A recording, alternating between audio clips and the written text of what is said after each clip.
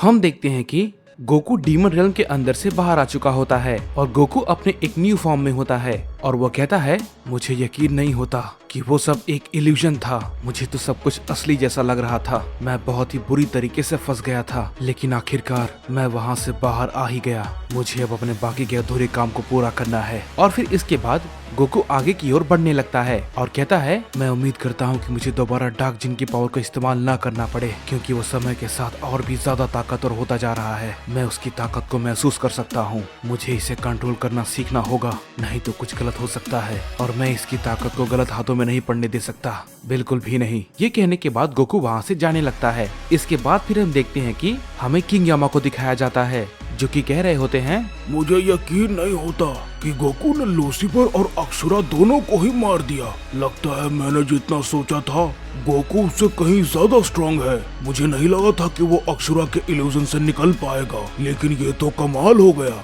Goku वहाँ से बाहर आ गया और उसने उसे मार भी दिया, लेकिन अभी भी 5 डीमन और हैं जिन्हें मारना बाकी है। मैं उम्मीद करता हूँ कि गोकू उन सबको मार दे और उस क्रिस्टल को ले आए, क्योंकि हमारे पास अब कोई भी रास्ता नहीं है। हमारे पास बहुत ही ज्यादा वक्त नहीं है। उस क्रिस्टल की वजह से यहाँ पर काफी खतरा मंडरा रहा है। ये जगह भी धीरे धीरे काफी असुरक्षित होती जा रही है। इसके बाद फिर हम देखते हैं कि हमें किंग काय को दिखाया जाता है, जहाँ पर हम देखते हैं कि हर्ट्स, ट्रंक्स और ब्रोली आपस में बात कर रहे होते हैं। ब्रोली कहता है वेजिटा तो यहाँ पर नहीं है, तो अब हमें क्या करना चाहिए। इस पे हर्ट्स कहता है मुझे कुछ समझ नहीं आ रहा कि वेजिटा आखिर कहाँ गया होगा। इस पे ट्रंक्स कहता है किंग काय को भी इसके बारे में कुछ भी नहीं पता। हमारे उस डीमन रियल्म से लौटने के बाद वहाँ पर गोकू अकेला है, क्या हमें वहाँ पर वापस जाना चाहिए। इस पे हर्ट्स कहता है नहीं ट्रंक्स, भला तुम ये क्या बात कर रहे हो। अगर हम वहाँ पर गए तो हम बेवजह गोकू के हाथों ही मारे जाएंगे, क्योंकि उसकी बॉडी पर डार्क जिन ने कंट्रोल कर लिया है। इसके बाद ट्रंक्स कहता है तुमने बिल्कुल सही कहा,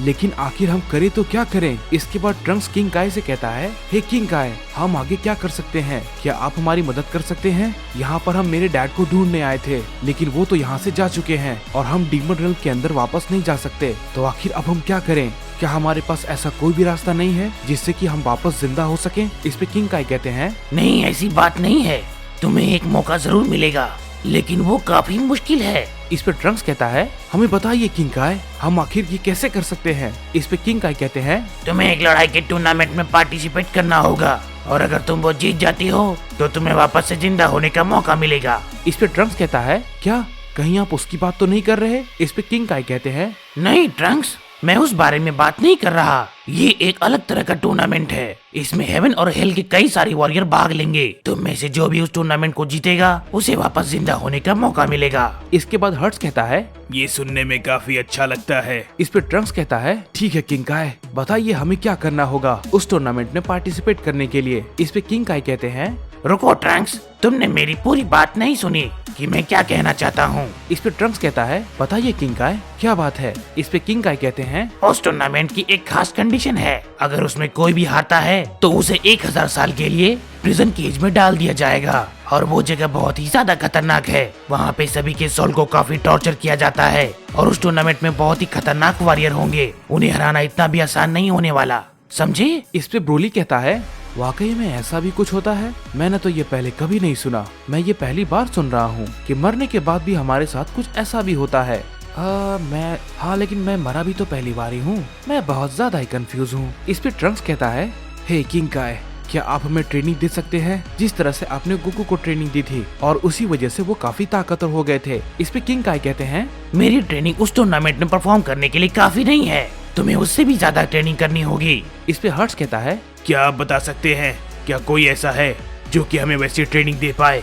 इसके बाद किंग काय कहते हैं मैं कहना तो नहीं चाहता, लेकिन मैं एक को जानता हूँ, लेकिन मुझे उस पर भरोसा नहीं है। इस पे ट्रंक्स कहता है क्या आप ये सच कह रहे हैं। इस पे किंग काय कहते हैं जरा आराम से ट्रंक्स, मैं जानता हूँ कि तुम काफी एक्साइटेड हो, लेकिन मैं तुम्हें बता दूं कि वो काफी खतरनाक है और मुझे उस पे बिल्कुल भी भरोसा नहीं है, और हो सकता है कि वो ट्रेनिंग के दौरान ही तुम्हारी काफी ज्यादा हालत खराब कर दे। इस पे ब्रोली कहता है हे किंग काय, क्या इसके अलावा हमारे पास कोई और रास्ता है। इस पे किंग काय कहते हैं नहीं, ये आखिरी रास्ता है, लेकिन ये काफी खतरनाक है। इस पे ट्रंक्स कहता है हे किंग काय, शायद आप भूल गए हम पहले से ही मरे हुए हैं, तो अब हमें किसी भी बात का डर नहीं है। इस पे किंग काई कहते हैं, तुम जहाँ पर ट्रेनिंग करने जाओगे वो जगह लाइफ और डेथ का मिडिल पॉइंट है और मैं नहीं चाहता कि तुम वहाँ पर फंस जाओ, समझे? इस पे ट्रंक्स कहता है, हे किंग काई, हमारे पास एक यही रास्ता है, तो हमें इसे करना ही होगा। इस पे किंग काई कहते हैं, लेकिन मैं तुम्हें बता दूं कि वो टूर्नामेंट तभी होगा जब गोकू डीमन रेल्म से उस क्रिस्टल को लेकर आएगा। इस पे ट्रंक्स कहता है, आप उसकी चिंता मत करिए,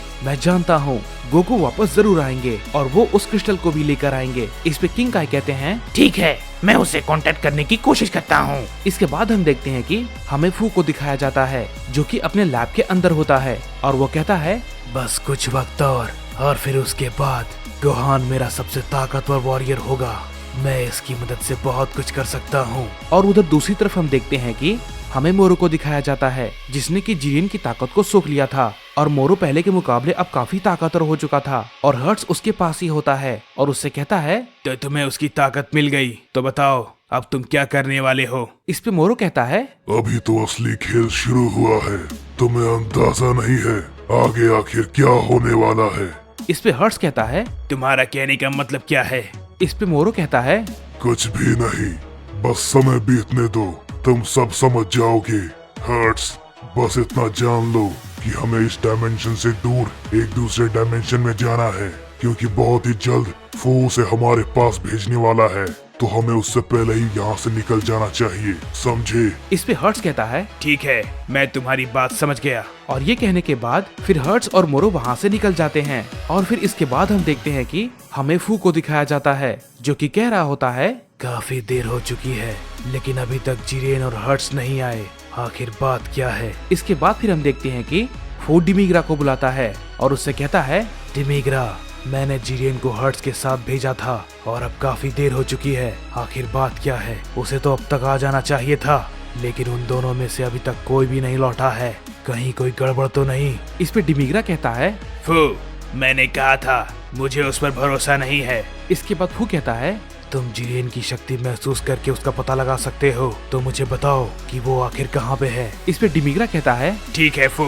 जरा रुको, मैं अभी पता लगाता हूँ। और ये कहने के बाद डिमिग्रा जिरेन को कांटेक्ट करने की कोशिश करने लगता है, लेकिन तभी डिमिग्रा को महसूस होता है कि जिरेन तो अधमरा एक जगह पे पड़ा हुआ है और उसकी सारी शक्ति को किसी ने सोख लिया है। इसके बाद डिमिग्रा फू से कहता है, हे फू, जिरेन को किसी ने जख्मी कर दिया है और वो भी बहुत ही बुरी तरीके से, वो जख्मी होकर जमीन पर पड़ा हुआ है। फू उसकी बातों को सुनने के बाद काफी गुस्सा हो जाता है और कहता है, आखिर ये सब किसने किया है? इस पे डिमिग्रा कहता है, मुझे जहाँ तक लगता है फू, हर्ट्स और मोरो आपस में मिले हुए हैं और ये उनका ही काम होगा, ये उन दोनों ने ही किया है, मुझे पूरा यकीन है। और मुझे पहले से ही हर्ट्स पे शक था क्योंकि मैंने उसके चुड़वा भाई को मरने दिया, मैं जानता था कि वो कुछ ऐसा कर सकता है। इस पे फू कहता है, तो ऐसी बात है तो ठीक है, आखिर तुम बचकर कहाँ तक जाओगे मोरो? बस मेरा गोहान अब तैयार ही है और उसकी मदद से देखते जाओ मैं क्या क्या कर सकता हूँ। इसके बाद डिमिग्रा कहता है, क्या गोहान पे तुम्हारा एक्सपेरिमेंट पूरा हो गया है फू, मुझे बताओ? इस पे फू कहता है, हाँ डिमिग्रा, और अब वक्त आ गया है गोहान को बाहर निकालने का, चलो अब बाहर आ जाओ गोहान। और तभी हम देखते हैं कि गोहान उस चेम्बर के अंदर से बाहर आता है और गोहान अब पहले के मुकाबले काफी बदला हुआ लग रहा था, उसका पूरा शरीर नीला पड़ चुका था। फू उसे देखकर कहता है, अब होगी और भी ज्यादा तबाही।